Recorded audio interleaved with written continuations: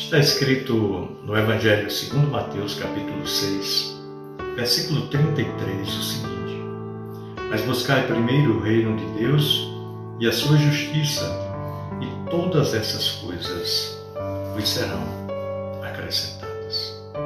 Meu irmão, menino, eu ouvi alguém dizer que o fanático é alguém que tenha perdido a visão do seu objetivo e redobra os seus esforços para alcançá-lo. Ele diz que o fanático corre em círculos, indo para lugar nenhum. Para que um cristão progrida na santificação e no aprendizado de como viver agradando a Deus, ele deve ter uma ideia clara de qual é o seu objetivo.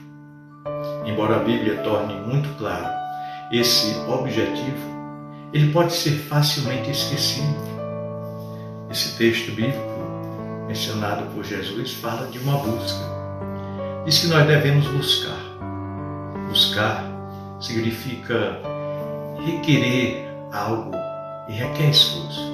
Lembra da mulher da dracma perdida, que procurou pela casa toda até encontrá-la? Busca requer trabalho. Nós devemos buscar o reino de Deus e a sua justiça em primeiro lugar. É isso que Jesus fala. E observe que ele disse que devemos buscar essas coisas em primeiro lugar.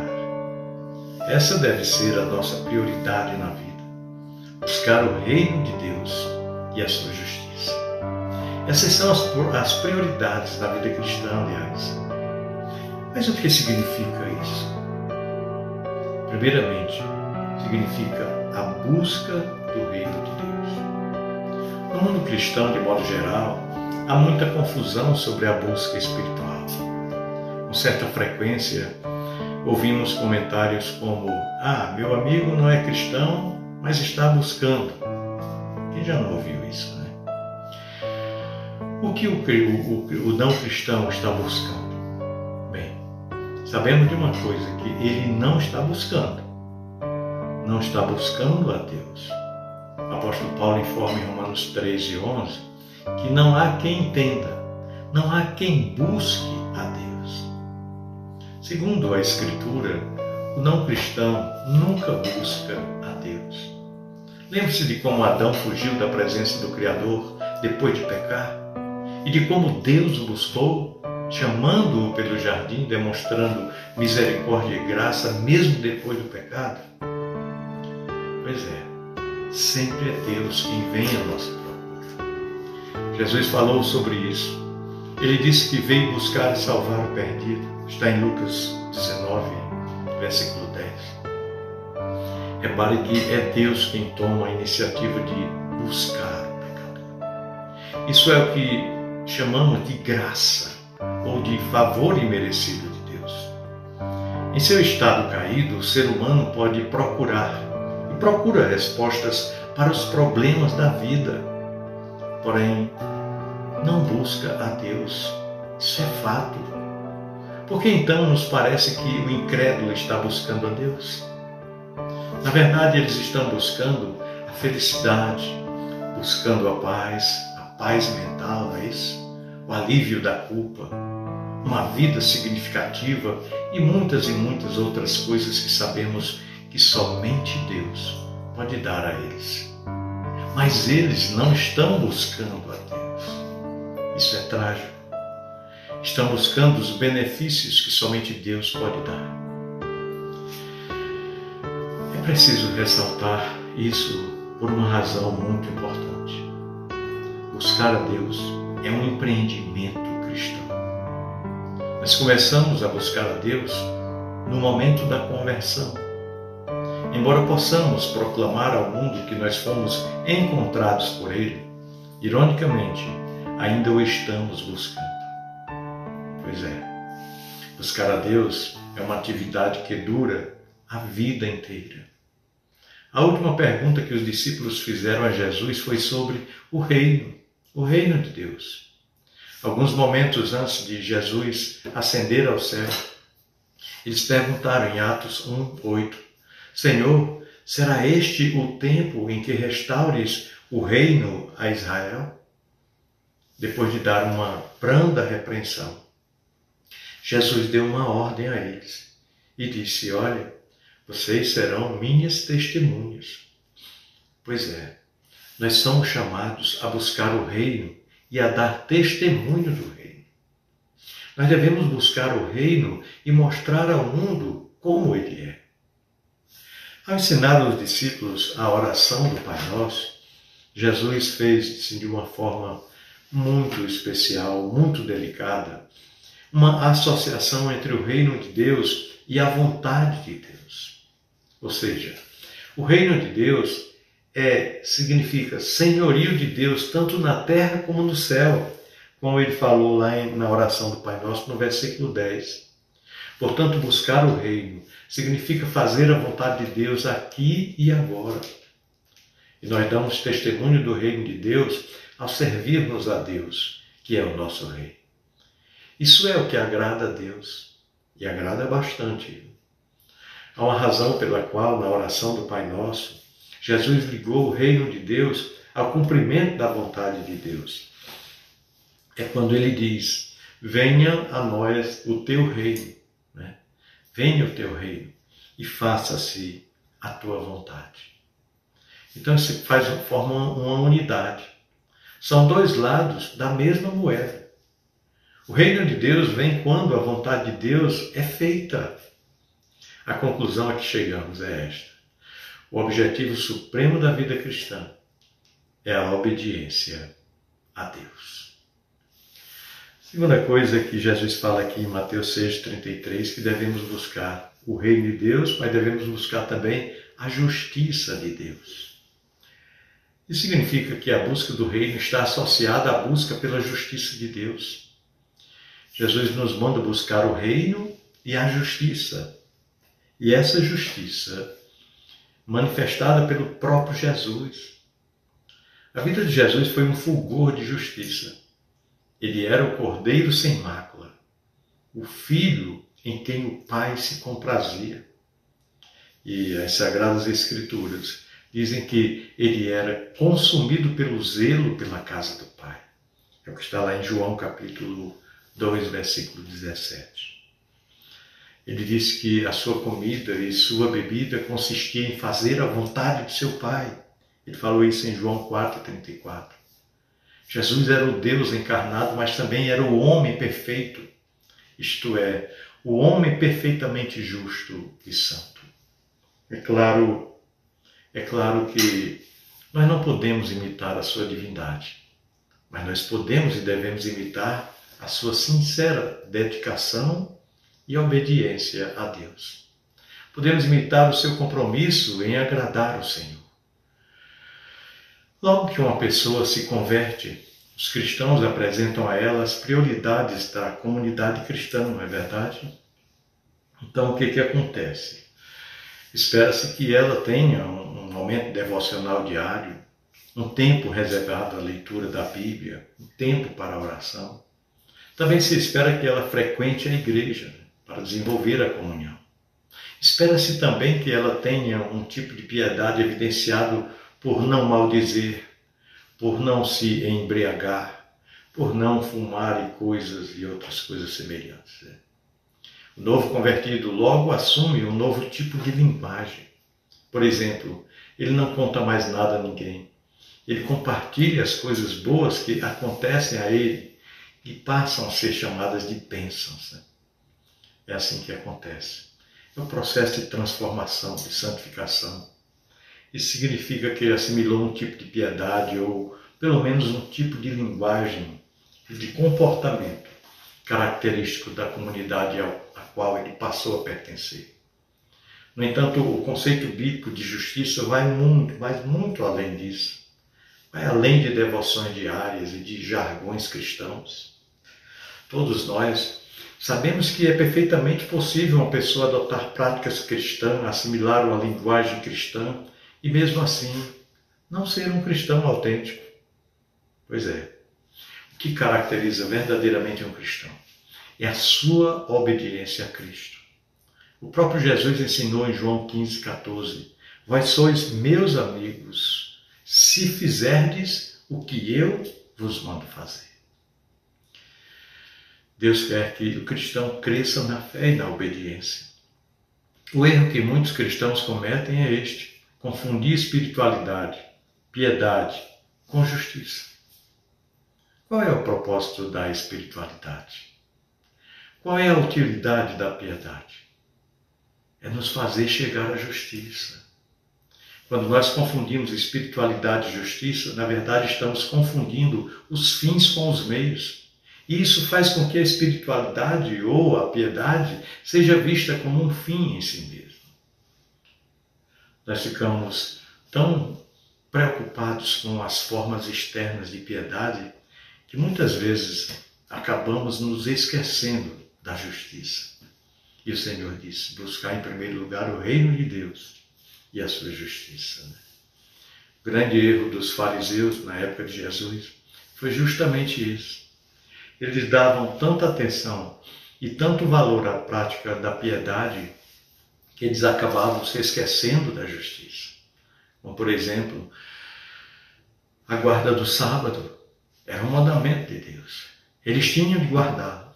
No entanto, eles davam tanto valor ao cumprimento desse mandamento que quando Jesus curou um paralítico no dia de sábado, eles implicaram com o homem que tinha sido curado. Sabe por quê? Porque estava carregando o seu leito em dia de sábado. E implicaram também com Jesus, o Filho de Deus, exatamente por ter curado o homem num dia de sábado. Isso está lá em João capítulo 5, versículos de 1 até 18. É uma passagem muito interessante. Então, você consegue perceber que houve uma completa inversão de valores aqui? A piedade devia conduzir à justiça, contudo, vista como um fim em si mesmo, ela impediu que os fariseus vissem a obra de Cristo como uma manifestação de graça. E assim, afastou-os da justiça. A disciplina espiritual é essencial para se obter a justiça. O estudo bíblico, a oração, a frequência à igreja, o evangelismo, tudo isso são necessários para um crescimento cristão. Mas nada disso pode ser o objetivo final. Eu não posso obter a justiça sem a piedade, mas eu posso ser piedoso pelo menos superficialmente sem obter a justiça. Pois é, o resumo de justiça seria assim. Há muitas vezes em que a Bíblia fornece um resumo simples, da justiça verdadeira, mostrando assim de maneira clara qual é o comportamento que Deus espera de nós, seus filhos. Há ocasiões em que Deus resume a vasta soma de mandamentos em alguns somente, mas alguns muito importantes que captam a essência da verdadeira justiça. Por exemplo, o resumo de Miqueias, no livro que leva o seu nome, nós lemos essa definição resumida da vida em santidade e diz assim: Ele te declarou, ó homem, o que é bom e o que é que o Senhor pede de ti, que pratiques a justiça, que ames a misericórdia e que andes humildemente com o teu Deus. Miqueias 6, versículo 8. Aqui vemos justiça, misericórdia e humildade juntas, Pois bem, essa tríade não é fácil de ser obtida, não. Requer esforço. E Deus quer que eu cuide das questões importantes da justiça e da misericórdia. Ele se alegra com o companheirismo humilde dos santos. O apóstolo Pedro ensinou ainda, ele diz, no trato de uns para com os outros, cingi-vos todos de humildade. Porque Deus resiste aos soberbos, contudo aos humildes concede a sua graça. 1 Pedro 5, versículo 5. Falou em misericórdia, Ele usou a palavra para um amor leal. Esse é o tipo de amor que Deus tem por seus filhos. É um amor constante, é um amor que perdura, é o tipo de amor que permanece. Lembre-se da atitude do pai do filho pródigo, aquela passagem bíblica linda. O filho daquele pai tinha lhe causado profunda dor ao pedir a parte na herança e partir para viver longe, de forma dissoluta, num país distante. Além disso, o filho pródigo também provocou em seu pai uma forte frustração por ter saído de casa com riqueza e voltado sujo, maltrapilho, faminto e pedindo para ser tratado como um empregado. No entanto, apesar de tudo isso, o amor do pai foi constante. Esse filho era muito amado. O amor de Deus também é assim, mas em um grau infinito. Embora Deus não aprove tudo que seus filhos fazem, Ele está sempre ao lado deles. Isso é maravilhoso, né? Mesmo quando lhes disciplina, Ele está demonstrando seu amor por eles. Sendo assim, manter o amor significa imitar o modo como Deus nos ama, mesmo quando falhamos. O resumo de Jesus falou aqui da vida cristã no resumo mais simples de todos, né? Como quereis que os homens vos façam assim? Assim fazei vós também a eles. Está em Lucas 6:31. A isso nós chamamos de a regra de ouro. Qualquer criança pode recitá-la, mas torná-la parte ativa da vida diária não é uma tarefa tão fácil assim, não. Nós não gostamos de críticas mesquinhas e não temos prazer na companhia de críticos mesquinhos, não é verdade? Nós temos dificuldade em gostar da companhia de pessoas que julgam o tempo todo. Nós não podemos controlar o modo como essas pessoas se relacionam conosco, mas podemos aprender com elas. De acordo com uma pessoa que nos fere, nós podemos aprender quais coisas são dolorosas. E assim, é possível que o que me fere seja o mesmo tipo de comportamento que fere a outras pessoas. Portanto, nós podemos aprender com elas o que não devemos fazer. É assim, tirar lições aprendidas para praticar em nossas vidas. Geralmente a nossa reação à crítica destrutiva é retribuir com a mesma atitude em vez de reagir com bondade. E é nesse ponto que a regra de ouro toca a vida.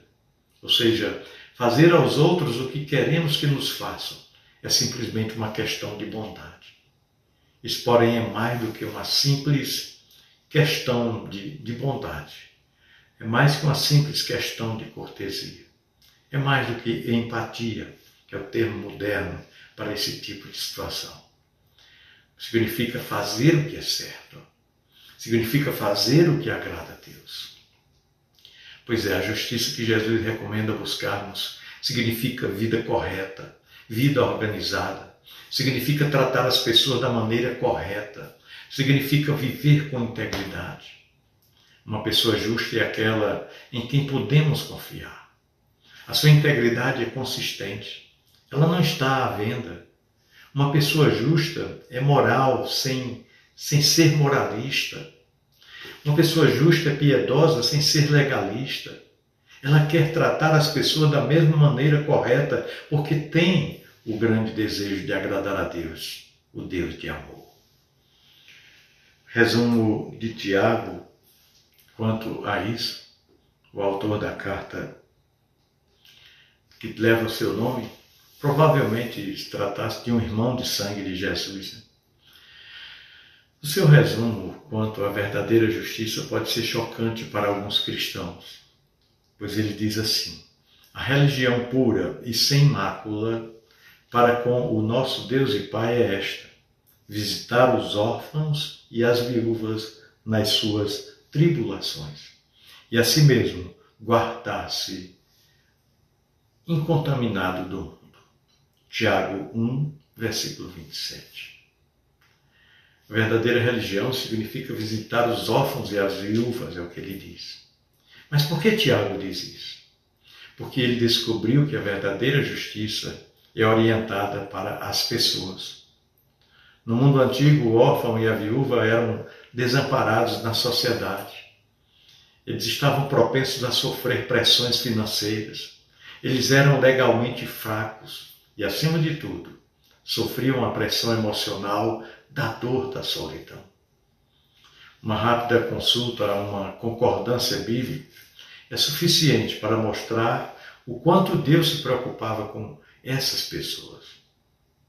A Escritura é repleta de mandamentos para que Israel, no Antigo Testamento, e a Igreja, no Novo Testamento, cuidem do órfão e da viúva. Cuidem daqueles que precisam, de fato. Atualmente nós temos programa do governo federal para ajudar financeiramente os órfãos e as viúvas. Porém, o estado de viuvez, e de orfandade ainda é desagradável, e a carência financeira e emocional, especialmente dos órfãos, costuma ser imensa. As instituições sociais, elas podem até mudar, mas as exigências para mostrar compaixão para com aqueles em necessidade são as mesmas. De acordo com o ensino de Tiago, a pessoa que se dedica a atos de piedade, por exemplo, ir à igreja, congregar-se com frequência, mas não se preocupar em demonstrar ao necessitado de maneira prática o amor de Jesus, isso não é uma religião verdadeira, segundo Tiago relata aqui. João ensina a mesma coisa.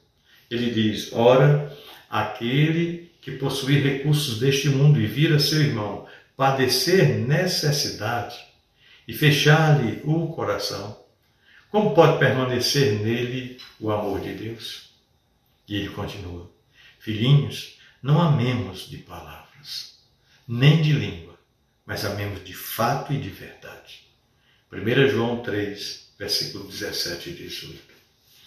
Em outras palavras, a piedade sem compaixão é uma mentira. Nós somos chamados para demonstrar o amor de Deus. Concluindo, meu querido e amado irmão, minha amada irmã, nós precisamos de regras para ser justos, mas essas regras têm de ser justas também. Precisamos ser as regras de Deus.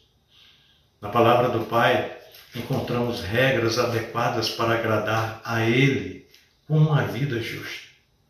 Se nós vivermos de acordo com essas regras, não seremos fanáticos, mas seremos verdadeiros filhos do Rei.